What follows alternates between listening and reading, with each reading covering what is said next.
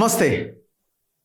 గాంధీ భవన్లో ఇవాళ మెదక్ జిల్లా పార్లమెంట్ నియోజకవర్గానికి సంబంధించి ఒక సమీక్షా సమావేశం జరిగింది. మీనాక్షి నటరాజన్ తెలంగాణ రాష్ట్ర కాంగ్రెస్ వ్యవహారాల ఇన్ఛార్జ్ ఆధ్వర్యంలో ఈ మీటింగ్ జరిగింది. మెదక్ తర్వాత మళ్ళీ మల్కాజ్గిరి సమావేశం జరుగుతున్నట్టున్నది. ఈ మెదక్ ఎంపీ నియోజకవర్గ సమావేశంలో ఒక కీలకమైన పరిణామం జరిగిందట. సో ఈ సమావేశంలో మీనాక్షి నటరాజన్ చెప్పింది అందరూ విన్నరు. అందరూ సైలెంట్గా ఈ సమావేశం నడిచిన క్రమంలో ఒక్క కాటా శ్రీనివాస్ గౌడ్ లేచి నిలబడి చాలా బలంగా తన వాయిస్ని వినిపించే ప్రయత్నం చేసిందట. సో తను చెప్పింది ఏంటంటే, పార్టీ కోసం కష్టపడ్డా, పార్టీ కష్టకాలంలో ఉన్నప్పుడు పటాన్చెరు నియోజకవర్గంలో పార్టీని బతికించా, రాహుల్ గాంధీ జోడో యాత్రని దగ్గరుండి నేనే నా డబ్బులు ఖర్చు పెట్టి నేను ముందుకు తీసుకెళ్లే ప్రయత్నం చేశా. 2018 ఎలక్షన్స్లో స్వల్ప ఓట్ల తేడాతో ఓడిపోవడం జరిగింది. లాస్ట్ మినిట్లో నాకు అక్కడ అన్యాయం చేశారు, అట్లా టికెట్ కేటాయింపులో ఆలస్యం జరిగింది. అండ్ 2023 ఎలక్షన్కి వచ్చేసరికి కూడా చాలా రకరకాల కారణాల చేత ముందొకరికి ఇచ్చి తర్వాత దాన్ని క్యాన్సిల్ చేసి మళ్ళీ నాకు ఇచ్చి ఇబ్బంది పెట్టడం వల్ల ఓటమి అవ్వడం జరిగింది. సో లేకపోతే కాంగ్రెస్ అక్కడ బలంగా ఉంది. పార్టీని మేము దాదాపు దశాబ్ద కాలంగా మేము బతికిస్తూ వస్తున్నాము. ఈ క్రమంలో బీఆర్ఎస్ నుంచి గెలిచిన గూడెం మహిపాల్ రెడ్డి అనే ఒక వ్యక్తిని, ఒక ఎమ్మెల్యేని తీసుకొచ్చి మళ్ళీ కాంగ్రెస్ పార్టీలో జాయిన్ చేశారు, కండువా కప్పారు.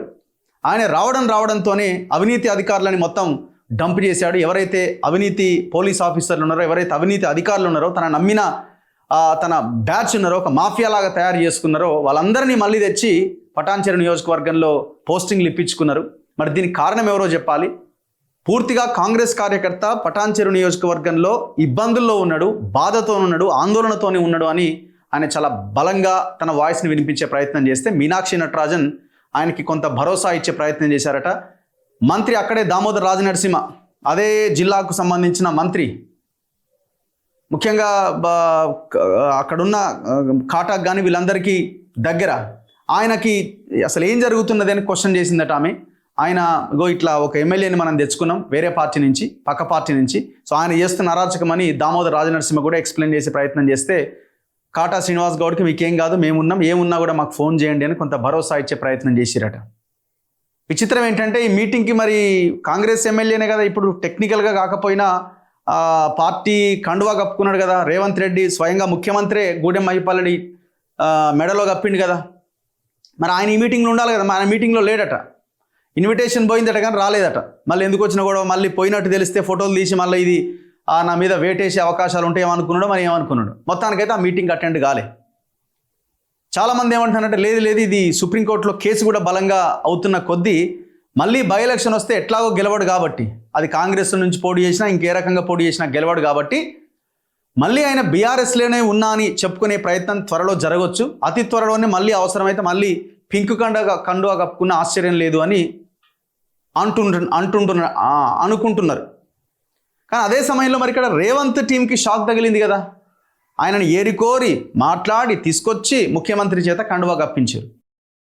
ఏరికోరి ఆయన ఏ పోలీస్ ఆఫీసర్లు అయితే నాకు కావాలి, నేను ఆనాడు అరాచకం చేసిన దాంట్లో వీళ్ళందరూ భాగస్వాములు, వాళ్ళందరూ నాకు కావాలి అంటే ఏరికోరి పట్టుకొచ్చి మరి అక్కడ పోస్టింగ్ ఇప్పించిన వేం నరేందర్ రెడ్డా, రేవంత్ రెడ్డి టీంలో ఉన్న ఇంకెవరైనా, మరి వాళ్ళకి ఈ పరిణామము ఊహించని షాకే ఒక రకంగా చెప్పాలంటే. ఎందుకంటే ఈయనని కాటాని ఏదో ఒక రకంగా వేధిస్తే ఆయన పార్టీ వదిలి వెళ్ళిపోతారో ఏదో అనుకున్నారు. అంటే అక్కడ వాళ్ళకి ఏంటంటే ఇప్పుడు ఎలక్షన్స్ లేవు, ఇంకో 3-4 ఏళ్ళకి ఎలక్షన్స్, ఇక ఆ తర్వాత చూసుకుందాం, కాటా ఉంటేంది పోతేంది. ఫస్ట్ అయితే ఈయన ఉన్నాడు కదా, ఈయన ఎందుకు కావాలి, ఈయన మొత్తం ఆడ కబ్జాలు చేసి పెట్టిండు, ఇట్లా ప్లేట్లో పరమాన్నం వండి పెట్టినట్టు, పంచభక్ష పరమాన్నాలు పెట్టినట్టు, నీకు సగం నాకు సగం అన్నట్టున్నాడు. సో దీంతో వీళ్ళకి ఎక్కడ లేని ఉత్సాహం వచ్చింది. ఆయన తక్షణమే పార్టీలోకి తీసుకోవాలని తీసుకున్నారు. ఆయనకు కూడా ఈడీ కేసులు కథా వ్యవహారం ఉండనే ఉన్నది. ఇప్పటికే హైడ్రా విషయంలో రంగనాథ్ ఆడిపోయి మళ్ళీ వెనక్కి వచ్చిండు. ఎందుకు అంటే రేవంత్ రెడ్డి ఆదేశాలతోటి గూడెం మహిపాల్ రెడ్డి, మధుసూదన్ రెడ్డి సంబంధించిన మొత్తం వ్యవహారాలన్నీ ఏవి కూల్చడానికి వీల్లేదని ఆర్డర్స్ పాస్ అయినాయి. రంగనాథ్ కూడా సైలెంట్ అయిపోయాడు. మరి ఇప్పుడు ఏం చేయబోతున్నారు? మరి మీనాక్షి నటరాజన్ మీటింగ్ తర్వాత కాటాకి భరోసా వచ్చింది, మరి గూడెం మహిపాల్ రెడ్డి సంగతి ఏంది? రేవంత్ టీం ఏ రకంగా ఈ అంశాన్ని ముందుకు తీసుకెళ్లే ప్రయత్నం చేస్తుంది? ఇది చాలా ఇంట్రెస్టింగ్ పాయింట్ కింద మనం చెప్పాలి. చూద్దాం మరి పటాన్చెరు నియోజకవర్గ రాజకీయాలు భవిష్యత్తులో ఎట్లుంటాయి అన్నది. చూస్తూనే ఉండండి మన తొలి వెలుగు.